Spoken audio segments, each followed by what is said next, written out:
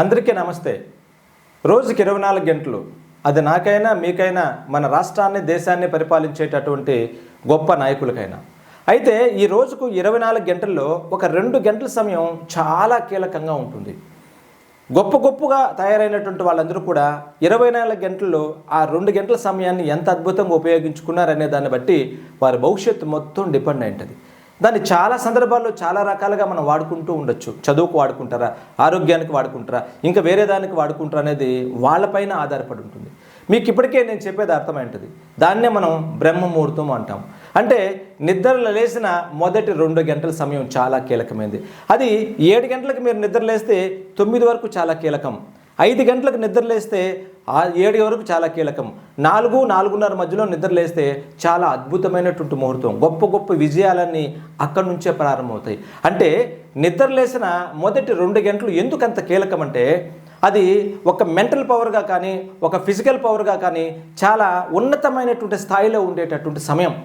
అందుకే ఆ సమయాన్ని మనం ఎంత అద్భుతంగా ఉపయోగించుకోగలిగితే అంత అద్భుతంగా ఉంటుంది. ప్రకృతి కూడా మనకు చాలా అనుకూలంగా స్వాగతిస్తూ ఉంటుంది.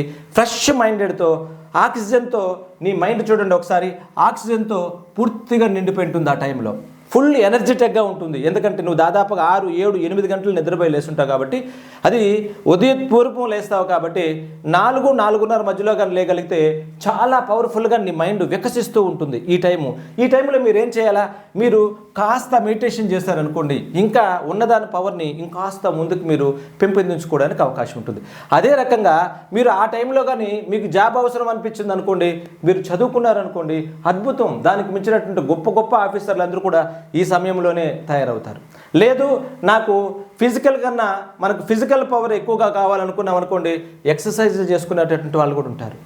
అయితే మనకి ఏది అవసరం, ఆరోగ్యం అవసరమా, డబ్బు అవసరమా, లేకపోతే చదువు అవసరమా, ఉద్యోగం అవసరం అనేది నువ్వు డిసైడ్ చేసుకొని ఆ టైంలో నిద్ర లేసిన మొదటి 2 గంటల సమయాన్ని ఈ మెంటల్ పవర్లో కానీ ఫిజికల్ పవర్లో కానీ ఉన్నతంగా నువ్వు ఉపయోగించుకోగలిగితే 100% సక్సెస్ అవుతావు. ఇబ్బంది పడాల్సిన అవసరమే లేదు మిత్రులారా.